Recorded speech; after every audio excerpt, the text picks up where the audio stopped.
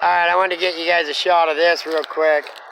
That is what we call a knockout shackle. And that's a strap. That's what hooks to the Skyline. And then the Skyline goes up to the Yoder, so that that's what holds the Skyline back here. And then the reason it's not called a knockout shackle, this one's homemade, kind of funky, but it's the same thing. When you on this machine, it's not all that bad, but if you get on a bigger machine or a real steep backside, you hit that pin with a axe, knock the pin out. That's why it's called a knockout shackle. A lot of people will take a chain and weld a chain from here back to the shackle, because when you hit it on a bigger yarder, or if you're on a real steep hillside, it's hard to get out, so you got to hit it hard. And then the pin goes flying, and you're like, looking for it. So with that chain on there, that's, you just knock it out, and it's hanging right there off the shackle. And then this is the molly. Goes in the hole there, and that's what keeps it from just bouncing out or anything. So, and then on the Yoder, this is actually a really nice tail hold. He's got some really nice tail holds in here, but the Yoder, it doesn't take near as much to tail hold to the Yoder than it does the Yoder. Yeah. So yeah, now after kind of paying a little more attention to this nicer piece that they were leaving, not so sure it's as nice as they think it is. This tree right here is a school marm, which school marm down on the stump isn't as bad. But this one here, it's still on the stump, but you're losing a little bit of wood. That tree right there goes up, makes a hooky woo, so it may not, well, yeah, it's probably got rot. Look at them big old limbs. So you're going to lose a little bit of wood in that one. And then it goes up in school marms. And then, where was it? Oh, right here. Oh, shoot, can't get it. Anyways, it's not as good as they think it is. Oh, shoot, I lost it again. Anyways, one of these has got a snow break in it. There's another school marm. Another school marm. Yeah, there's actually quite a bit of defect in this stuff. Right there's that snow break.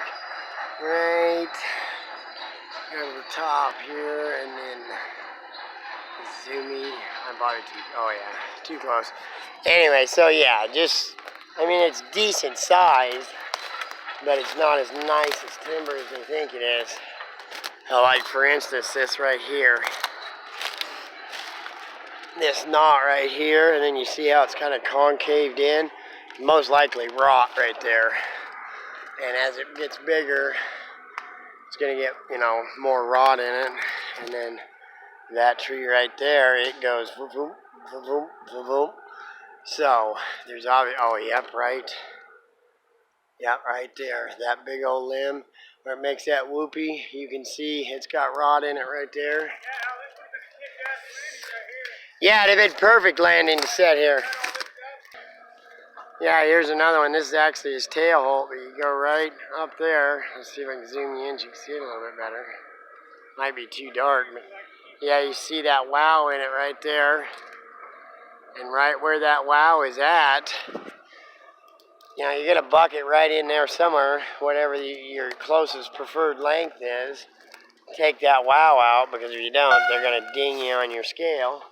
When they bucket, it's going to have rot in it. So you're probably going to lose a foot to 2 foot this piece, and then a foot to 2 foot on that piece. So, from over there, looking over here, it looks like a nice patch of timber, and it will get bigger.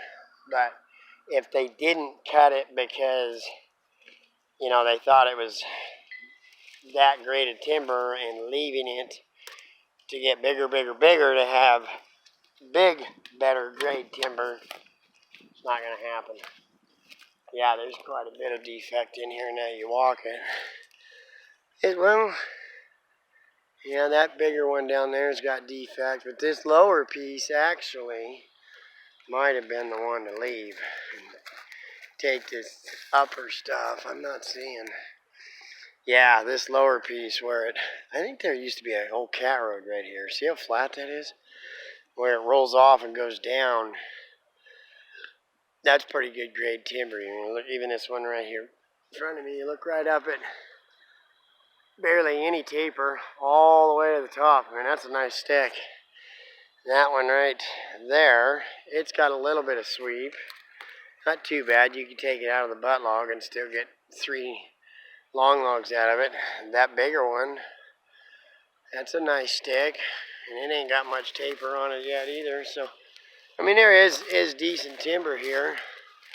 I think this little flat right here probably should have been taken because, yeah, I was going to show you there's another school marm right there, halfway up.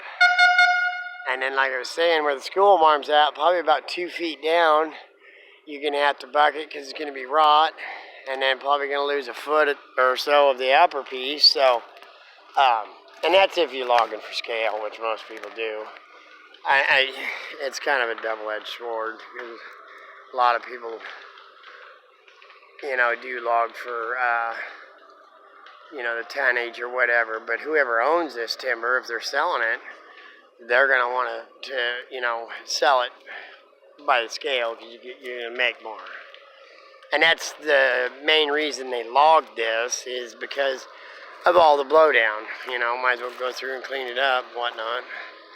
So let's sneak up here and see if we can find the hook tender and try to do an interview with him, huh? Okay, man? There's the hook tender.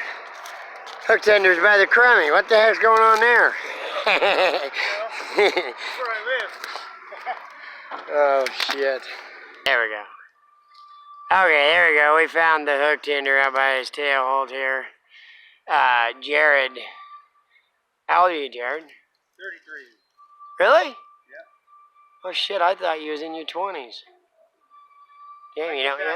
You don't look that old. Right on. How long you been logging? 13 years. Oh, so you started right out of high school then, huh? I started when I was 18. Oh, one of them guys made it sound like you only been out here just a couple, 3 years. Yeah. I've been rigging for about 9 and just been hooking for about 4 years now, so. Oh, right on. Still getting the hang of that. Yeah. Well, yeah, and logging every day. If you're not learning logging, then you know really it's time to start looking around and see what's going on. Because, and myself, I think that's part of one of the benefits of working for at least a few different companies, because everybody does things so differently. Right. You know, and if you go 3 or 4 different places and you take a little bit of theirs and a little bit of theirs, you know, and add yours, and then you know. Yeah, it absolutely. is. I think something from every company. Yeah, I've worked with guys that have been at one place for, you know, 20, 25 years, and they were really good loggers, but they only knew what they had learned there, and that was it. So, what made you get into logging? Is it in the family, or? Yeah, it runs in the family. My dad's been logging for about 30 years. Oh, right on. Been with Plickett for about 25. Oh, has he? Yeah, I grew up around it. When I first started logging, I ended up working with all the same people my dad worked with. Nice. All the old timers. Yeah, right on. Learned a lot from them, and yeah, just it took a little bit of something from everywhere I've been. Yeah, absolutely. Plickett actually just moved a yarder in below us there on the yarder side. And Basco moved a yarder in on the other side of us. So there's a tower on each side of us. So. What do you want to stay on the rigging, or what do you think's the best job? What do you enjoy doing the most out here? I enjoy hooking. You know, you're always doing something different. Right. Changing up the monotony. Yeah, I like it. I like the hooking part of it. But you know, just gradually want to keep getting, progressing. Yeah, have to. Yeah, have to. Yeah. Just like everybody. Yeah, absolutely. I'll be old and busted up after so. Yeah. Logging, you only got so many good years logging, so you have to. You know, that's like poor Nigel, which I'm going to do an interview with him today too, or try to. Timber Tiger right beside you. Oh, here he is. Yep. He's nenever learned to run equipment or anything. He's 53 years old. It's just one of those things you can't shy away from. Right. You have to. Absolutely. So you think you gonna plan on staying in the timber industry to you know you Yeah, I don't plan on you're not going anywhere. anywhere. Right on. Making a career out of it. If you This is what I want to do. I don't plan on doing anything different. right on. If somebody a greenhorn or a younger person asked you about logging, you know what would you the best advice you could give them about logging? I'd say do it. Give her a try.